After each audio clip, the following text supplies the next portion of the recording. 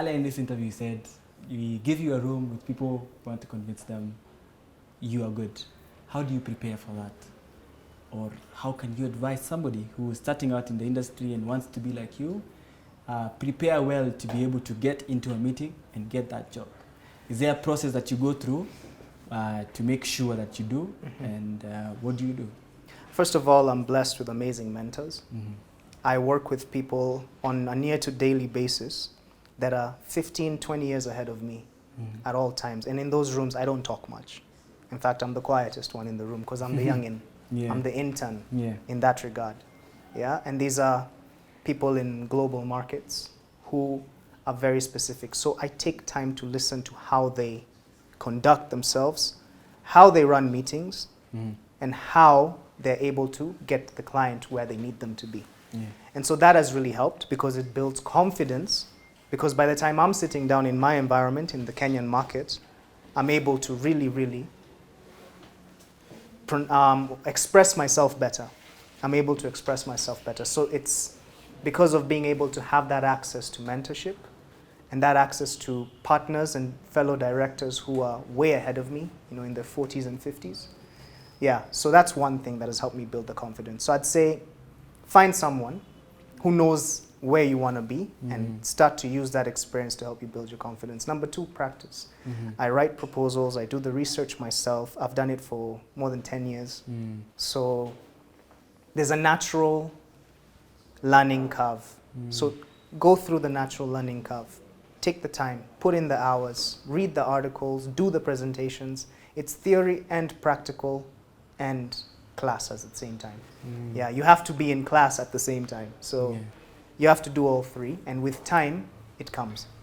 Something you said I want us to dwell on a little bit, business and mentorship. Please elaborate on that and how it has helped you, or maybe give an example of what you did, and without that specific mentor, you couldn't have achieved that particular thing. Yeah, first off, I think people put a lot of pressure on putting these titles on people. I've only ever approached one person and asked them to mentor me. And till today, they're still my mentor, although we don't talk as much anymore. But there's also a natural mentor. And that's the one I believe most people need to understand. There's the person who has just believed in you and given you an opportunity to be in a room you normally wouldn't be in. And that's a natural mentor. So those are the situations where, as much as I conduct myself at a certain level, I also take a lot of time to listen and learn. Not feel the need to show how much I know, but rather sit back, be the quietest one, and absorb as much as I can about how they think and how they process. So you have to figure out both. But I'd say every young person has a very big opportunity there, especially when they're starting, if they can get a good internship. You will find people you naturally gravitate towards. You admire how they work. You admire their lifestyle. You admire their position. Find ways to be in that room. Even if you're just maybe holding the mic or carrying the notebook or taking the notes for the person. In fact, taking the notes for the person is one of the best things you can ever do, because that's like in school when you were taking notes and learning. So find a way to be in the room. Now I want you to just give an example, I don't know if you can, of one big project you did for Crescent that made you go to greater levels, how you got that deal, the process about it, learning lessons. So that people who are outside there who aspire to have to get contact with these big companies can learn from your experience. Well, we had a lot of good partners at Crescent, people we worked with that believed in us. So we found our way into certain rooms, I'll put it that way. But it came through work. It came through, we served a lot in church. And my service in church actually exposed me to very influential people. And through that, we were able to get in the room with Equity Bank. Equity? Yeah, because they came and saw us serving at our convention. We had already been talking to them, but when they saw the level of our work, we were able to get... Yes. So they came to church? Yeah. So how you were serving in church? And then they were interested in... Exactly, because what we were doing was digital marketing, and they saw how we were doing it. And I remember the director of communication for the bank, who was there that day with the CEO, Dr. James, a great man, great mentor. Yeah. He noticed the level of work and he said, "Was that you, Gideon and John?" Yeah. He said, "Yes, it was us." Yeah. He said, "Okay, we'll work." And so from there... So before they came to church, you had sent a proposal? How did they know about you guys? Yes, we had sent a proposal. We had been called in. We had done a pitch. We met them through some influencers we had worked with before. And we were able to get the pitch. And so now that's when the hours kicked in. All the work we've done over all this time kicked in. And it was going well. But seeing us at church... Oh, so you were not rejected at first. It was just pending.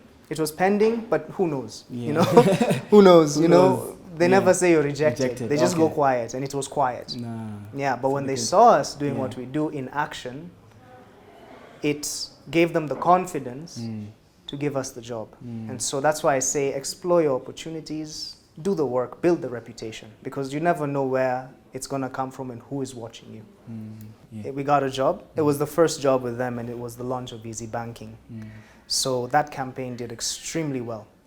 Okay, so they saw you in church, told you, let's meet, then this campaign starts for Easy Banking. Yes. Okay. Yeah, so we did it. We just did it with our whole hearts. We didn't even care what the payment was, to be very honest. So you had not agreed on any... Of course we did. Okay. Of course we did.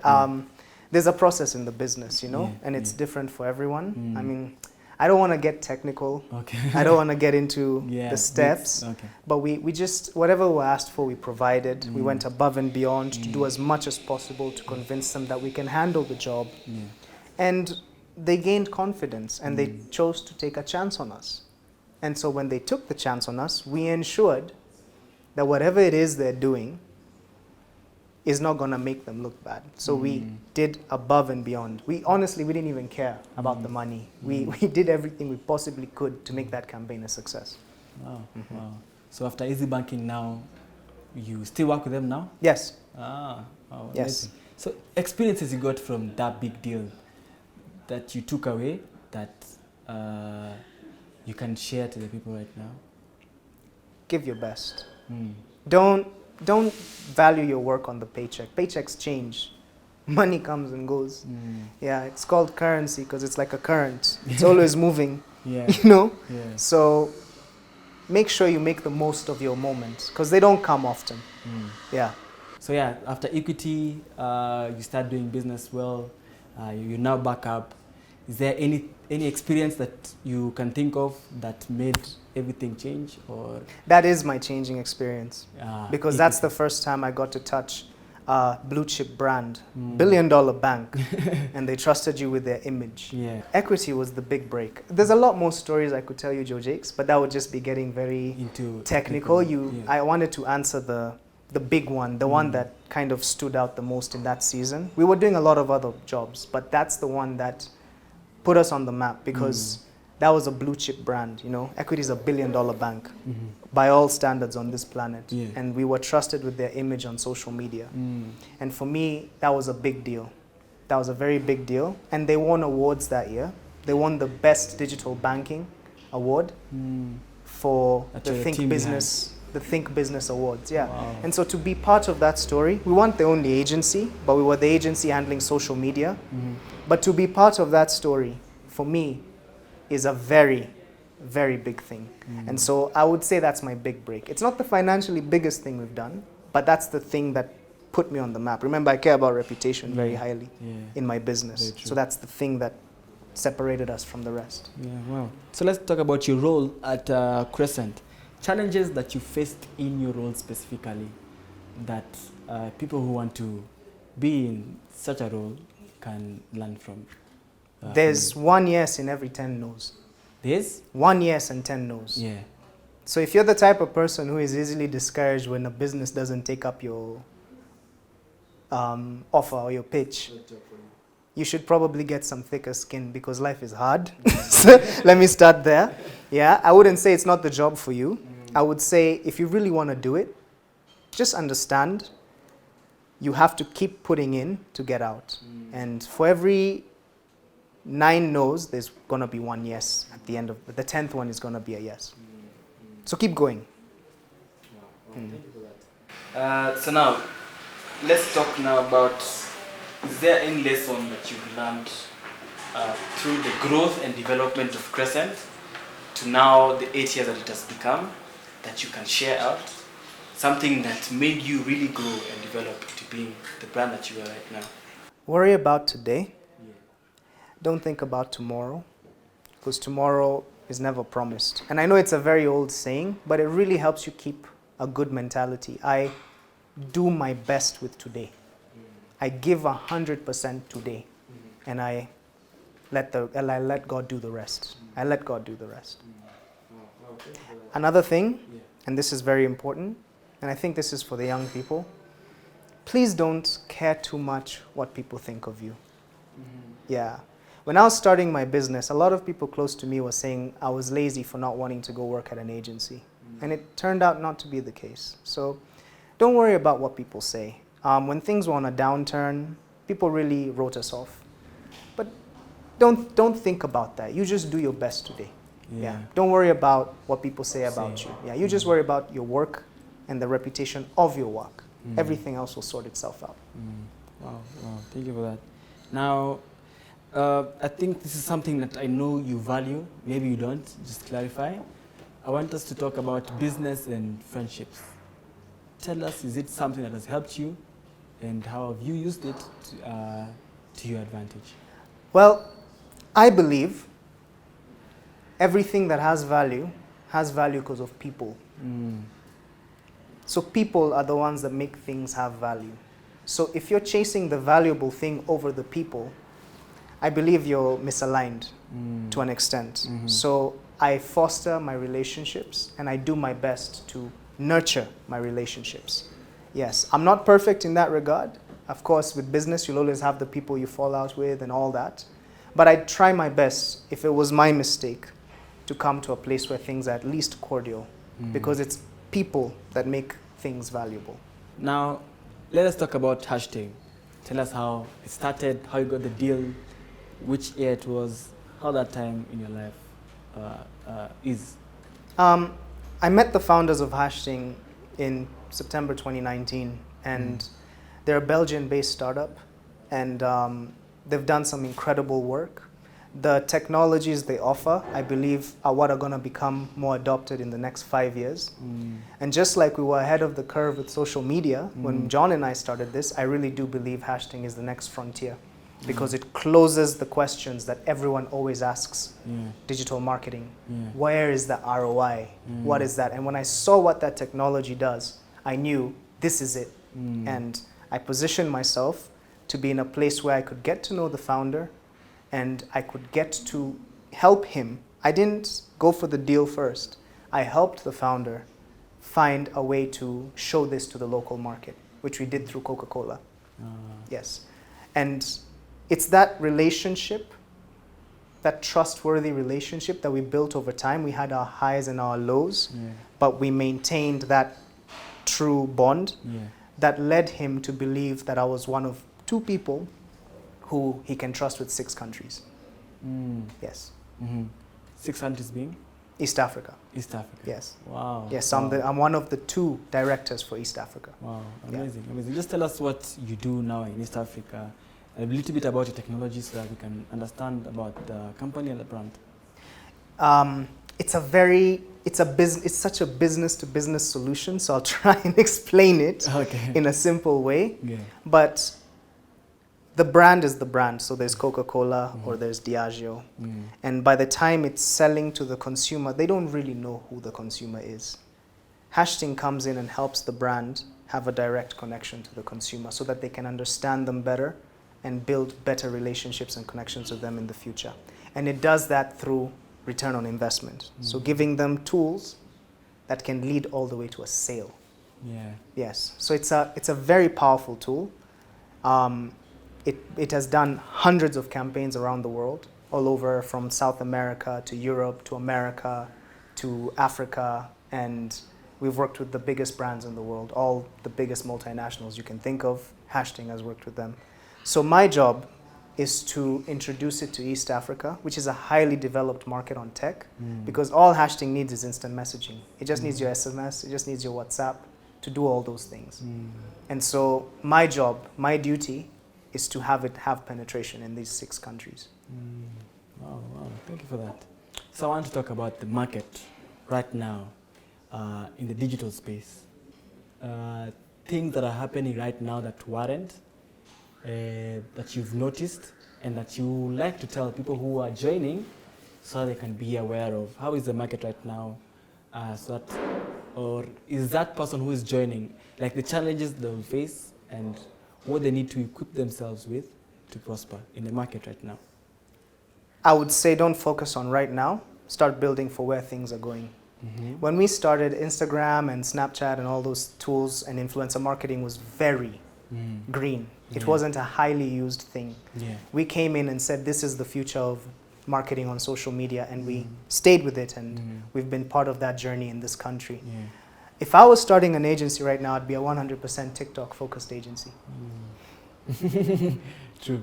Yes, because it would give me the chance to present something new to the brands if it was on social media. So I would say find where things are going rather than where things currently are. Okay.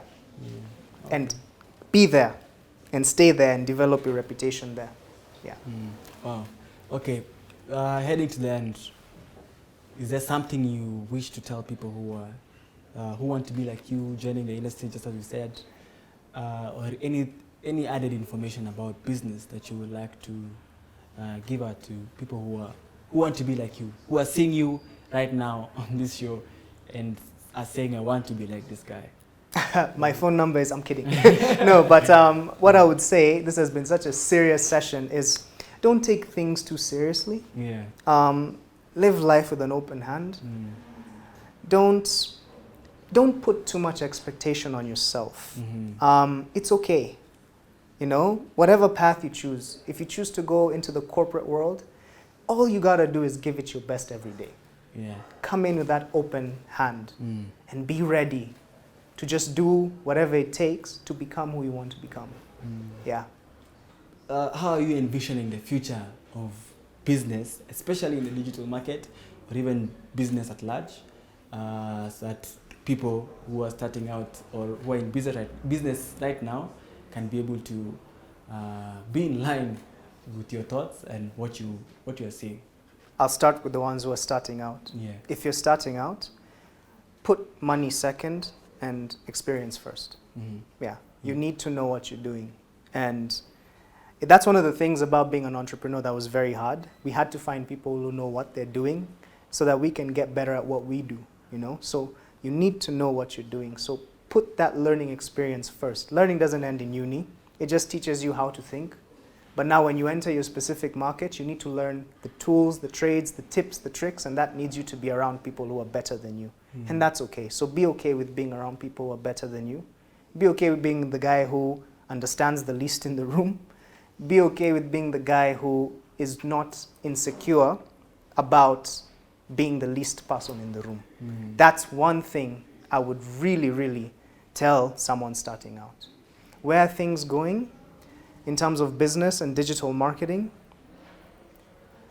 It's interesting because we've lived in a very 4G world for probably the last 10 years, and you've seen the acceleration of how technology is handled and used.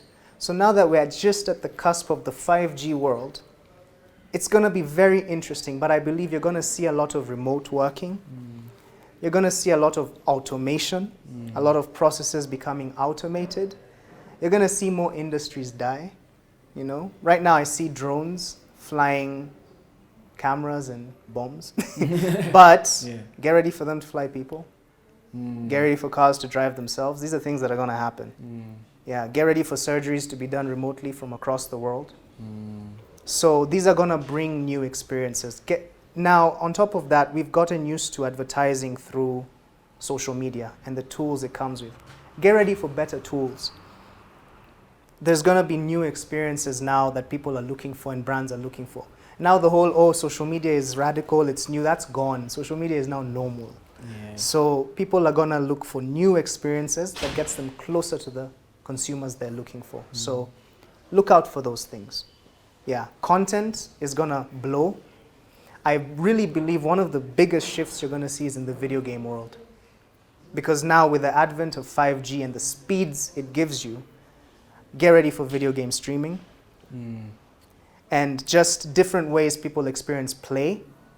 There's also a lot of new software that makes building games easier, and doing CGI becomes easier. So get ready for smaller studios to be able to do things that were mainly reserved for big studios. Those tools are coming. Photoshop age is over. That is now Jurassic Park. Now we're going to have animation stage. And that is going to be very easy to do in the next 10 years. So if you want to invest, look for companies that do that. Unreal. Wow, okay. So let's finish with now business tips you can give this young generation, because we are having, the truth be told, we're having a generation of microwave success. They want to be Gideon in 2 years. It's taking you maybe 15 years to build. They want to be, they want to start somewhere without progressively getting to it. So business tips you can give to our generation, youth generation, sorry, because you're not seeing me in the camera, our generation, guys from 18 to around even, let me say even 30, who are starting out in business. What can you tell them? Well, first of all, this is your show, so they know what you look like. That's a good question. I would say, I haven't really run into microwave success yet, except at a very, very, very, very small percentage, almost near impossible percentage. Very few people get that microwave success. So, you know, think about things from a very logical point of view. That success that you've seen that has inspired you and it's microwave, how many people actually do it, and how likely is it for you to do it, you know? Those are the kind of ways I measure things. It doesn't mean don't aim for success, but also set your expectations right, yeah? At the beginning of this thing, I told you, I've been working since I was 14 years old. So whatever has happened in the last 5 years, there's also a process that has been happening since I was 14 years old. So I'd say enjoy the process, because those are the things that make your story worth telling. You know, if you woke up and said, hey man, so me, I'm one of the elite. My father founded Johnson & Johnson, and I woke up and my trust kicked in and now I'm a millionaire. What story is that? You know? The sleepless nights, the suffering, character development. Those are the things that make your story interesting. So try and enjoy the moment and live in the moment. And success will come, I believe. I'm not where I want to be. I'm not where I was. But I'm not where I want to be. However, I am definitely enjoying where I am. So live in the moment. Be more in the moment. Be more present. Be more mindful of today, because that's what makes you really do things with one heart. If you're editing, edit. You know what I mean? Stop thinking about your bills. It's not going to pay itself from your thoughts, you know. Finish the job and then you'll pay, you know. So live in the moment. Wow, thank you for that. Thank you so much, Gideon. I really appreciate for you taking your time. Finally, you did this interview. Finally. Thank you so much for taking your time to be an inspiration to us and giving us your story, to learn from it. We surely are grateful. I can say one more thing. Just one more thing. Okay. Please don't give up. You know, this life is hard for a lot of people. Don't give up, you know? Just wake up every day and put in the work. There's some days where it's just like, okay, great, get up, okay, dress up, okay, show up. And that's all the energy you have. You need just to get out of bed, shower, and just to get to the job. It's okay. It's okay. Thank you so much, Gideon. I really appreciate it. Anytime. What I'd like you to do is like or leave a comment below. And by the way, if you have any questions, just drop them below in the comment, and Joe Jakes and I will do our best to answer all of them for you.